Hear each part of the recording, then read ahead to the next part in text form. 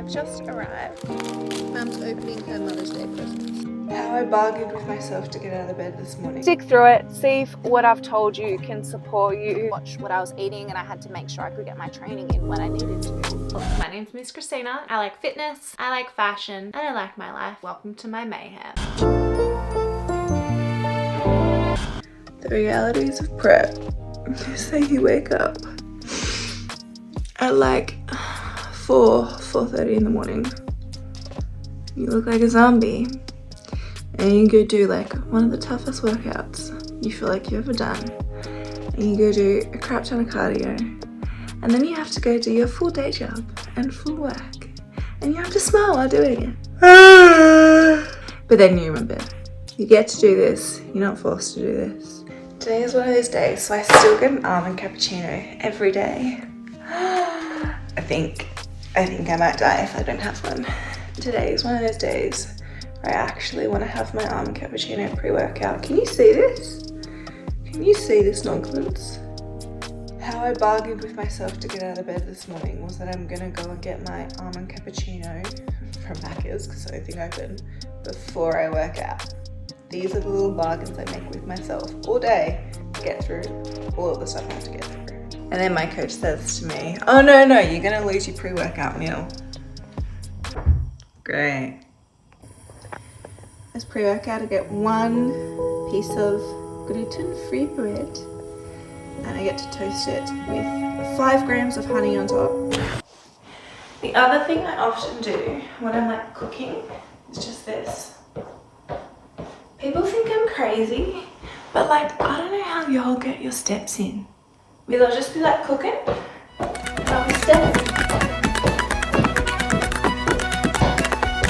The other thing I have to do every morning when I wake up is a short period of vacuum. So because of my slip disc in my lower back, over time I think it's caused more issues. I actually have arthritis in my lower back and bone spurs, and my lower 2 discs are pretty much non-existent. So the bone does this, and then the bone spurs around it grew because they were trying to protect it, which then causes more pain.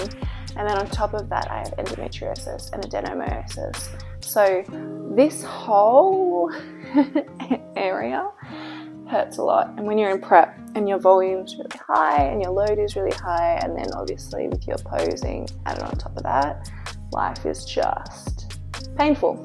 So every morning I'll do vacuums. So I normally just stick my legs in the air, tuck my lower back under, and for me these are really just for pain reduction.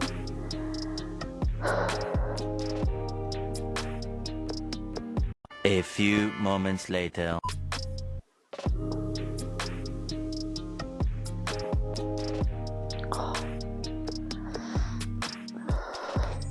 And then I'll do some like light manual massage as well to relieve the area, because I can actually get through to my spine and the nerves that are impinged through my stomach.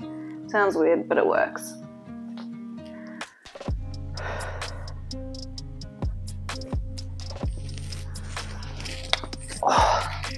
And the other thing I'll do is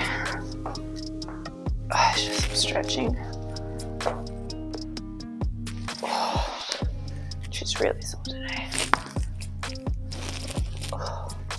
I also find like my glutes get so sore just with all of the load, and then that makes my back worse. But of course, I'm never gonna slow down on training glutes, so I just have to suck it up. Oh, and other ones that are good is like cat-cows. And it gets me ready to go suck it up and train. Like, I get so many questions on how do I make this all work and how do I fit it all in, and I know I'm not the only one, right? Like, I'm very open and enlightened to the fact that bodybuilding, fitness modeling, training in the gym is such a mainstream sport these days. And like, I mean, it's not mainstream like, I don't know, cycling or riding a bike or something. That's the same thing. See, I'm really tired. A lot of people do it these days, so it's this isn't a, I have so much on my plate and I'm so impressive that I go to war every day and train the gym and prep and whatever. But it is, something additional that I add on top of my life, especially lately with working a full-time corporate role, which is about 45 intensive hours. Like, I'm talking back-to-back meetings, lots of thought having to go into it, lots of consulting with a whole bunch of people and having to be on the ball. And then, I couple that with my beautiful posing coaching business, which in and of itself is an additional, 20-25 hours a week, which is like love, and that's my passion. And I think I would be quite bored if I didn't do it right without that creative outlet. And then on top of that, I have, trying to be a really good partner for Jessie. I'm trying to be a good daughter, trying to be a good friend. And then somehow I have to fit in my, hour at the gym and then 40 minutes hour of like cardio a day, and then have my step count. So it's not unachievable. People absolutely do more than that, but I do get questions on how do I fit it in. And so how do I fit it in? Time management is key. It's, from the moment I wake up at 4 a.m. to the moment that I go to sleep at like 8:30, I try and go to bed. Everything is scheduled in, everything is managed. And I think I personally operate best because I am a type A personality, but I also think it's how you can be most productive with your day, because especially when you're in prep, you're deprived of nutrients. Your brain needs carbs and glycogen to function. Like, that is its key fuel source. Fat is its secondary fuel source. And so if you're not providing its key fuel source, it decreases and doesn't give as much function. It's like if you didn't put gas in the tank in your car. And so things are harder, memory is harder, and of course, because you have a lot more on your plate with the addition of prep on top of your life, there's a lot more to fit in each day. So I'd really recommend like just time blocking your day. I write to-do lists daily, and they're not anything overly ambitious or out there. It's really just, what do I have to do today, and tick it off as I go. I'll make sure that, like, in meetings, for example, if I'm back-to-back meetings all day at work, I'll try and do little breaks in between them, even just 5-10 minutes, so I can either get some steps and walk down the corridor and come back, or I can walk to the kitchen and heat up a meal. And those little things are quite regimented, but they really do help in the scheme of things when you're trying to fit everything in. There is no more, I'll just wing it. You can't just go to the local cafe and eat a meal because you feel like eating a meal. Everything has to be prepped, everything has to be planned. So being regimented works. If you are a type A personality, you're probably going to really enjoy the sport. And if you're not, it's a good learning opportunity. But vice versa, if you're a type A, off season is typically quite difficult and challenging, and so that is a good time to practice. Okay, let me just take a breather, let me take a step back. I don't have to be as regimented. I can eat a brownie if I want a brownie. And so it's the inverse, I find, is true, but everyone's different. And the other thing is, not this sport isn't for everybody, and that's okay. I can't cycle. I have a salt bike in my current sessions, and it is the worst thing I have to go through every week, pretty much, personally, because I hate it. It's not me. And so there's something for everybody. And if you try this sport, or you're in the middle of prep and you're feeling all the things I'm feeling and you're resonating with everything I'm saying, but then you also turn around and you say, well, what's the point?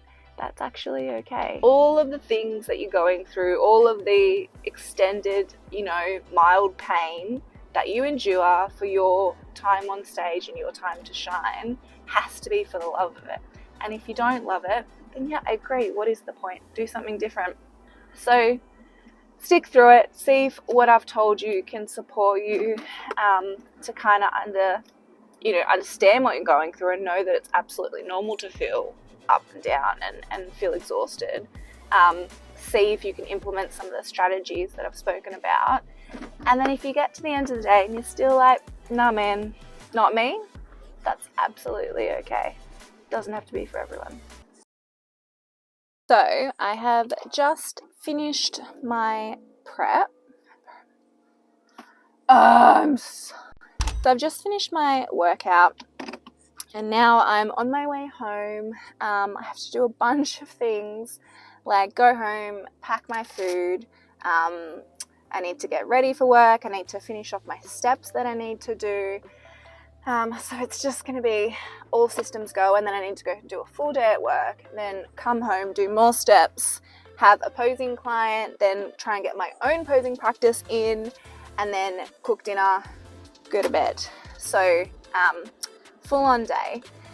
But I think another thing that's really important to call out that needs to be managed equally to getting all your prep things in, managing your diet, getting your cardio in, blah, blah, blah, is actually making sure that we still make time for our family and our friends, because cortisol management is one of the most overlooked things in prep, right? We always put our, doing our meal prep in, or eating our food, or getting our cardio in before we put in things for ourselves like relaxation techniques.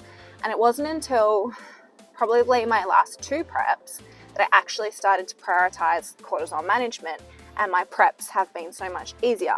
Now, this prep is slightly different. Obviously, being diagnosed with melanoma and cancer 16 weeks out means that I'm not going to have an easy prep, right? We had to cut all my food way down. My cardio is way high. It's just not something for me that I knew that this prep would be easy. However, there's things I can do to make it as easy as possible, and managing my cortisol levels is one of those. And so something to think about, and I think for every single competitor to really try and make sure you can prioritize it, is time with family, time with friends, time doing relaxation stuff. Yes, you can't go and eat the cheeseburger when you want to relax that way, but you can go and get a massage, you can go and get your nails done, you can go and spend time with your family. And so for me, that's something I'm really still trying to prioritize. Every fortnight I'll see my mum, and we'll do design stuff. Once a week I try and have a date night with Jessie, watching a movie that we both like, maybe a scary movie, and cuddling on the couch. We recently went away to our family farm. So I've just arrived to our family farm for Mother's Day weekend. Still in prep, so have fun things like kombucha, salads, the times I liked. Oh, and booger.